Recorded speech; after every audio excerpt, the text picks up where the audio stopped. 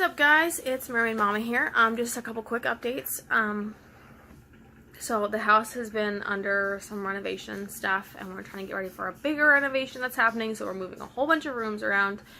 My toddler is 3 going on 13, and my baby just popped his first tooth. So it has been very hectic in our house, but I am currently finishing this video. I am also working on my postpartum depression, postpartum anxiety, how I came about to discover that I had it, the signs that I saw, the signs that I missed, my story about my postpartum depression, and the trip that I've taken with that over the past 2 years.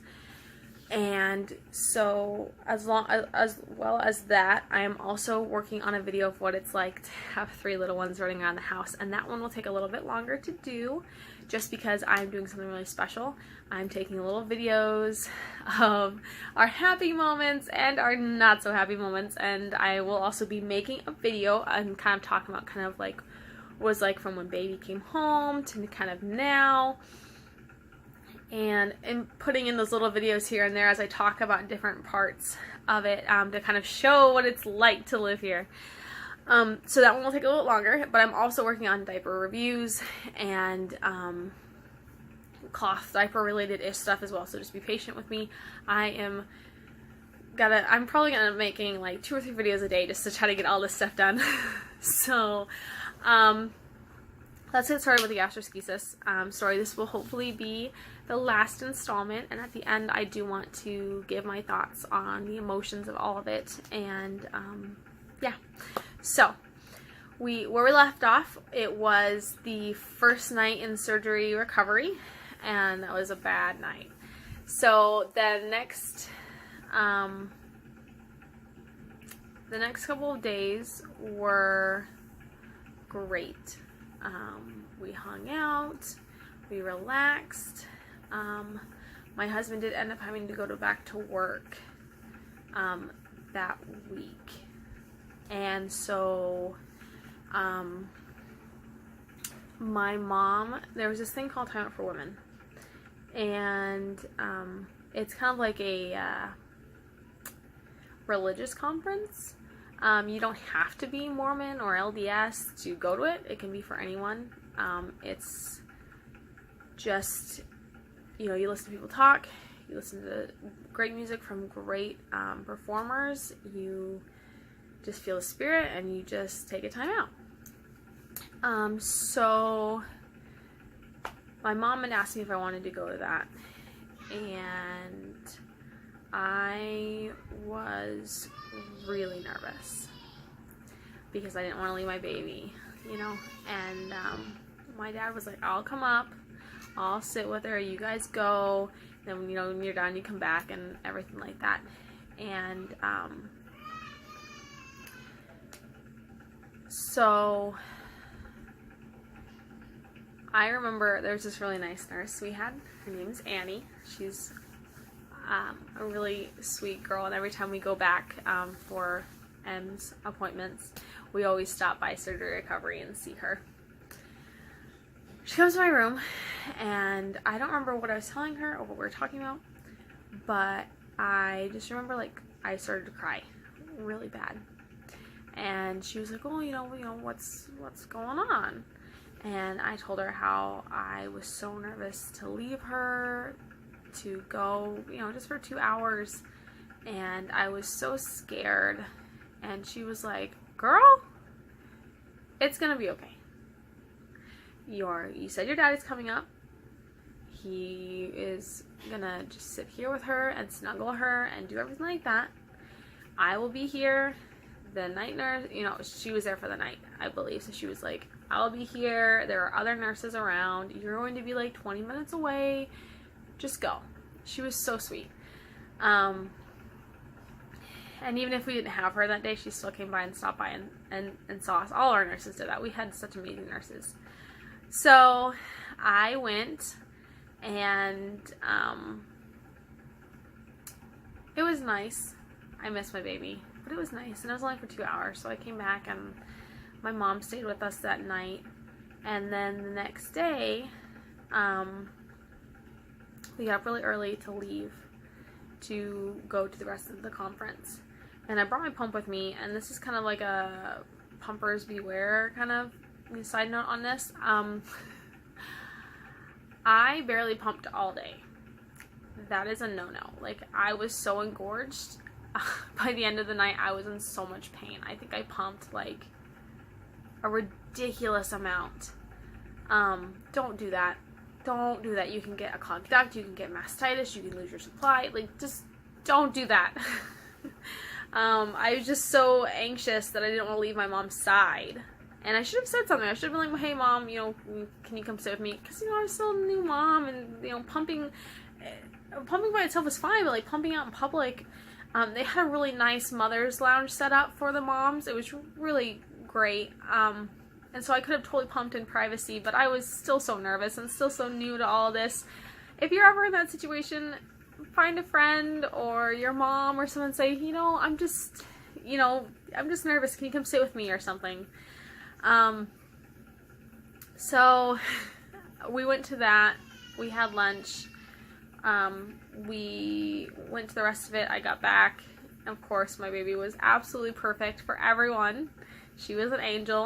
My mom and my dad left to go home. So at this point, I haven't pumped all morning. My daughter, of course, missing her mommy. I held her the entire time. Well, I missed her too.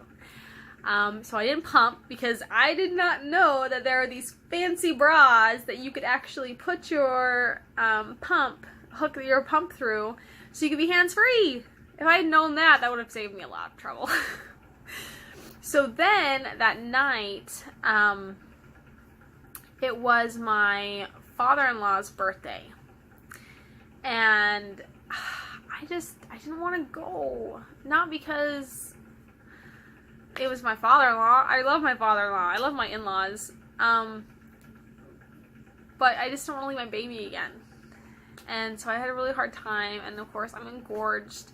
And she starts crying like an hour before I have to get ready to leave, because his family's coming to pick me up, and then we're going to dinner.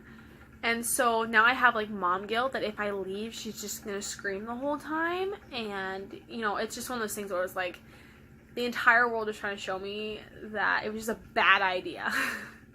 Like, I have had anxiety since I was little. I didn't know I had anxiety. I thought everyone felt the same way as I did, and I'll touch on that more in my other video. But, like, after I had Marianne, you can definitely see, looking back, where postpartum anxiety really came into play in some areas. But because I was a first-time mom, my daughter had been through a lot, and, I mean, we were in NICU and surgery recovery. A lot of those things just flew under the radar because, A, I wasn't sad, or I wasn't crying all the time. Like, I didn't understand what postpartum depression was. Depression was you're crying all the time, you can't get out of bed. Like, that's all I knew. So, you know, these things just went under the radar. And so, me not being able to leave my daughter's side went under the radar. Because you're a first-time mom and your baby's in the hospital. Of course you're not going to want to leave her, you know? So, of course, my nurses, amazing as ever, were like, she will be fine. We will find her the perfect bouncer. We'll find her the perfect thing. We will hold her. We will love her. It will be fine. Just go to dinner. So we went to dinner, and of course, it was fine. Although I was engorged really bad at this point. It really hurt. My husband had been at work for those couple of days, and so I hadn't gotten to see him. So I got to see him, and that was really great. And he was able to come back with me to the hospital and stay those couple days before he had to go back to work. His boss was really great and kind of worked out a nice little schedule so he could be with us for half the week and be at work for the other half of the week. It was a huge blessing. So I remember we were at dinner, and it was one of those things where it's like I was happy to be around these people. I was happy to be around family, but I just wanted to be with my baby. And like someone walked by, one of the servers walked by and said something to me about, I don't even know. said something to me. My husband was like, oh, she just had a baby. She was like, oh, you look so great for just having a baby. And she's like, where's your baby? And I'm like, my baby's in the hospital. Like, that just made me feel like crap. And she didn't mean anything by it. She wasn't trying to be, like, rude or mean. She was, like, trying to give me a compliment and everything. But I still just felt like crap. And I just wanted to be back with my baby. And, of course, my father-in-law is being a huge goofball. They're singing a birthday song to him. So he's, like, acting like a chicken or something. I don't remember. He's, like, clucking around. And, I mean, they were trying to have a great night. And I was trying to be happy. But I just remember, like, you could probably see on my face that I was just miserable. I just wanted to be back with my baby. So after dinner, we went back home, or to the hospital, our home. And the next couple days, you know, Greg just held her and loved her, and I held her and loved her. And the next 2 weeks they're very slow. Like, there wasn't a lot that went on. There were huge milestones. One morning, the doctors came at, like, some ungodly hour to do rounds. It was, like, 4 o'clock in the morning. And, they checked her, bile to see if her G-tube was coming out clean. And every day it would get a little bit cleaner and a little bit cleaner. It was driving me nuts because I wanted it to be, like, clean. I wanted to be done. I wanted it to be clear so we could breastfeed. And one day they came in and it was clear, and she thinks she's about 2 and a couple days, 2 weeks and a couple days old. And so they called in the lactation consultant, and I got to breastfeed my baby. And oh my gosh, first of all, I don't know what I expected. It was definitely a different experience. I mean, first time mom, I really didn't do a lot of research. You should do some research before you breastfeed, or have a baby for that matter. But the lactation consultant came in. She was super nice. She was super open. She didn't make me feel awkward or weird about having my breast out. It was really nice. So she latched for the first time. She had a little bit of trouble, so we did use a nipple shield. Because, I'm sorry. Back up. So she got the clear bile, or the clear G-tube, and they were allowing me to give her bottles first because they wanted to see if anything would come back up when she ate. Then after, I think it was 2 days or so of just bottles, it was a couple days of just bottles, then we got to breastfeed, because they did want to see how much she was taking in. I'm sorry. So the reason we had to use a nipple shield is because she was so used to a pacifier and to the bottles that they had in the hospital that she needed the rubber nipple shield to help her figure out how to latch, because obviously a normal human nipple isn't exactly the same shape as a regular bottle nipple. So I got to feed her first bottle. That was super exciting for me. And of course I got to breastfeed her for the first time. That was super exciting. And after we started breastfeeding, we did not stop. She breastfed. She alternated between breastfeeding and bottle feeding every day. And I pumped when she had a bottle, and then I breastfed her, and it was awesome.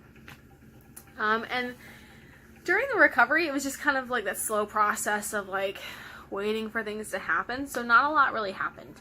I do want to say thank you to the Supernatural TV show, or to the Supernatural cast and crew. And so I don't know why I'm getting a little teary-eyed. Every day that I was in the hospital with her, we would watch Supernatural. There wasn't a lot on TV during the day, and I'm just in this hospital room with her. I wouldn't leave her side if I didn't have to for anything. And after that first weekend, when the birthday celebration and stuff, I don't think I left her side at all until maybe like the third to last day or something. Before we knew it was the third to last day, when my husband surprised me with a massage package or something. But other than that, I didn't leave her side at all. The nurses were like, "Do you want to walk around?" And I'm like, "No, I'm good. I just want to stay with my baby." So every day we watched Supernatural for however many hours it was on TNT. And it really, I love that show, and it really helped us get through the monotonousness of everything. I still watch it. Actually, to be honest, when all three of my kids have been in the NICU or in, my son was 5 months old, so I think he might have actually just been in the PICU. But it's almost like an unwritten tradition that with every one of my kids, we have watched Supernatural while we were in the hospital. And every time it's made it a little bit easier. So thank you guys. I know that might not be something that you like ever hear or whatever, but your show helped break up the monotonous and was just another little light in our day together, and you know, my kids and I bonded over the show and stuff. So thank you so much for all that you guys do. And then her bile had been clean. She was gaining weight really well. She was breastfeeding really well. All of her wires had come off except for her monitors and the central line. But the TPN had been stopped. And they wanted to make sure that if she gained weight without the TPN, she could go home. So, at 3 weeks old, or I'm sorry, 3.5 weeks old on 2015, she got to come home. We actually didn't know until like the very last minute. They came in that morning and they were like, well, let's weigh her, and oh look, she's gained weight. And so they're like, all right, well, we're gonna go take her down to get a little procedure to take the central line out and then get paperwork done and you guys can go home. Oh my gosh. So every time we have a baby, we have this little tradition now. We did not announce that she was coming home until we were at our house.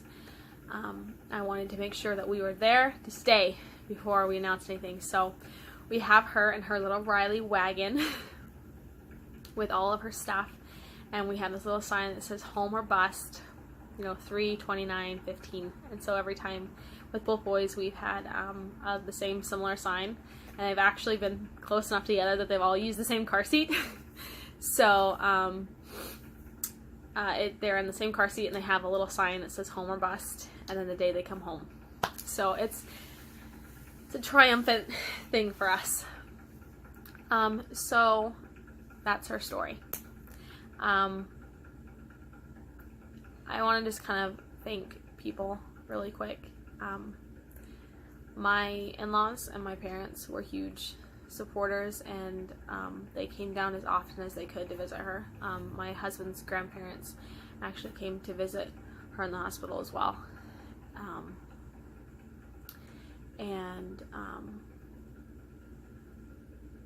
The amount of love and support from our parents was huge. We will forever be thankful for the hugs and the tears and the shouts of joy that were experienced from them on our behalf. I want to say thank you to our brothers and sisters, my brothers and sisters, my husband's brothers and sisters. They were also very supportive, and they got her gifts. They, checked up on us to see how we were doing. They were huge in helping us get through this. I want to thank everyone who, even if it was just a little message on Facebook or even if it was just a quick little thought on our behalf, I want to thank everyone who gave us all of your love and your thoughts and your good vibes and your prayers and anything else that you could give. I am so thankful that you did. I'm thankful for our families who love us and prayed for us. I'm thankful for our friends who supported us and sent us good thoughts and all the kind words that were given to us. I want to thank everyone at Riley Children's Hospital. No matter if it was someone in passing who just smiled on a day that was hard, or if it was a nurse who stood by me while I cried. You guys are amazing. That entire team who worked on my daughter, you guys are amazing. Dr. Billmeyer You are an amazing surgeon, and you have given us so much happiness and hope. I want to thank everyone at the maternal fetal medicine clinic that we went to. Thank you for being there when we first found out and holding us while we cried. And thank you for being there to help us find joy in the trial that we had. I feel like I didn't talk enough about the emotions that went into all of this. And so I kind of want to touch on it a little bit. There were a lot of times where I felt lost. I felt like a failure. I felt like I was a terrible mom. I felt like I had somehow failed.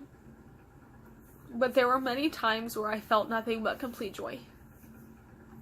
The first time my daughter smiled. The first time she opened her eyes. The first time she held my hand. The first time she got a bottle. The first time she nursed. Her first poopy diaper. And all those other firsts. Those were all so triumphant for me. And I could feel everyone cheering with us as we went through these things. I also want to just say that if you're going through something like we're going through, or what we went through, reach out to your village. Reach out to your friends, to your families, find a support group. Don't go through it alone. You need other people to lean on, because there will be times where you feel like you can't give any more of yourself. And that's when your village comes in and they bring you meals, or they, just sit with you, or they come and sit with your other children so that you can be with your baby, or whatever it is that you need, they can. There'll be times that you feel like the lowest of the low. And just know that those times will end, and that the joy is just around the corner. I want you to know that if anyone ever feels like they need someone to talk to, especially when it comes to NICU experiences or anything like that, then I am always here, and I am always very open and willing to talk to anyone. I hope you guys have a great day, and if you have any questions about what I went through, or what my daughter went through, or our experiences in the NICU, or anything like that, please feel free to talk to me and reach out to me, and I will definitely answer all your questions. I hope you have a great day. Bye.